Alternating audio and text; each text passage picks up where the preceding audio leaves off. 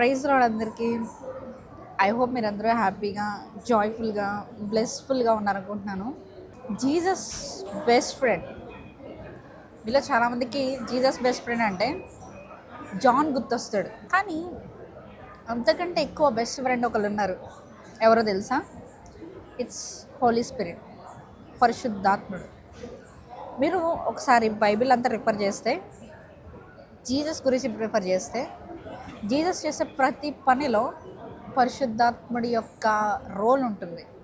For example, బైబిల్లో యేసయ్య పుట్టినప్పుడు మరియా పరిశుద్ధాత్మ వలనే గర్భం ధరిస్తుంది. That's where we're celebrating Christmas కదా. అలానే వన్స్ యేసయ్య బాప్టిజం తీసుకునేటప్పుడు, ఎప్పుడైతే ఆ నదిలోకి బాప్టిజం తీసుకొని బయటకు వస్తారో అప్పుడు ఆకాశం తెరవబడి దేవుని ఆత్మ పావురం వల్లే ఆయన మీదకి దిగి రావడం చూస్తాం. దేవుని ఆత్మ అంటే ఎవరో తెలుసా? ఇక్కడ ruach Elohim, that is nothing but Holy Spirit, పరిశుద్ధాత్ముడు. ఇక్కడ మీరు గమనిస్తే, ఎప్పుడైతే జీసస్ బాప్టిజం తీసుకొని ఆయన మినిస్ట్రీ స్టార్ట్ చేద్దాం అనుకుంటారో అప్పుడే తన లైఫ్లో చాలా రకాల విల్డర్నెస్ గుండా వెళ్తారు.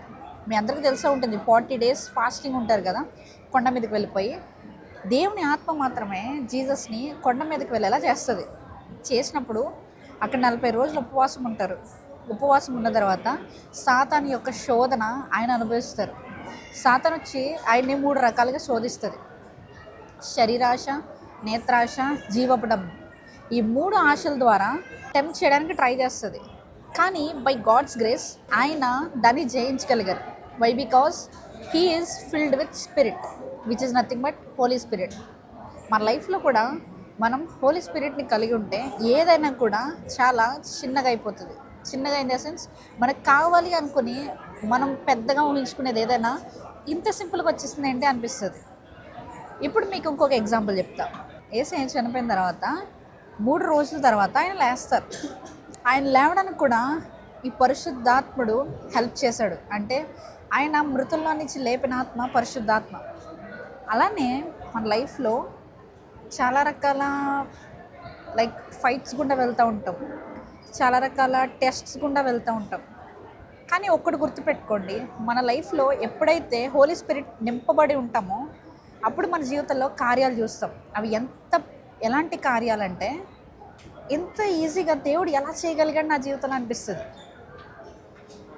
ఆ హోలీ స్పిరిట్తో మన ఇంటిమసీ కలిగి ఉండాలి. ఫర్ ఎగ్జాంపుల్, మనం ఎక్కడికైనా వెళ్తున్నాం అనుకోండి, అక్కడికి వెళ్ళినప్పుడు మనకి ఏ డెసిషన్ తీసుకోవాలో తెలియట్లేదు. You can ask Holy Spirit. ఆయన అడిగినప్పుడు ఆయన మన దారిని సరళం చేస్తాడంట. మన దారులను సరళం చేయవాడు ఆయనే. కాబట్టి హోలీ స్పిరిట్ అనేది మన లైఫ్లో చాలా ఇంపార్టెంట్ రోల్ ప్లే చేస్తుంది. ఎప్పుడైనా మీ లైఫ్లో కన్ఫ్యూజన్స్ వచ్చినా, డెసిషన్ తీసుకోవాల్సిన టైం వచ్చినా, టెస్ట్ గుండా వెళ్తున్నా, ఒకటి గుర్తుపెట్టుకోండి, you have to filled with Holy Spirit. నువ్వు ఎప్పుడైతే పరిశుద్ధాత్మ ద్వారా నువ్వు నింపబడతావో నీ లైఫ్లో ఆ కార్యం గుండా నువ్వు వెళ్తూ ఉంటావు.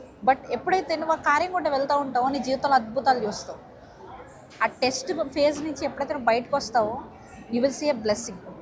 ఫైనల్లీ బైబిల్లో చూస్తే జీసస్సే హోలీ స్పిరిట్ హెల్ప్ తీసుకున్నారు.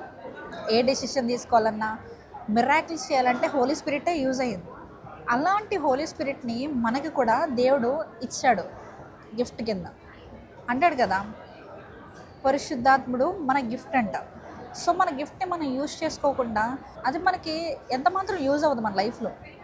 కాబట్టి హోలీ స్పిరిట్ని మన లైఫ్లో యూజ్ చేసుకుంటే గొప్ప కార్యాలు, బ్లెస్సింగ్స్ మనం చూస్తాం. ఐ హోప్ ఈ వీడియో మీకు నచ్చింది అనుకుంటున్నాను. సో నచ్చితే కనుక సబ్స్క్రైబ్ చేసుకోండి, లైక్ చేయండి, and me friends, church members ఎవరైనా ఉంటే కనుక షేర్ చేయడం మర్చిపోవద్దు. Thank you. God bless you.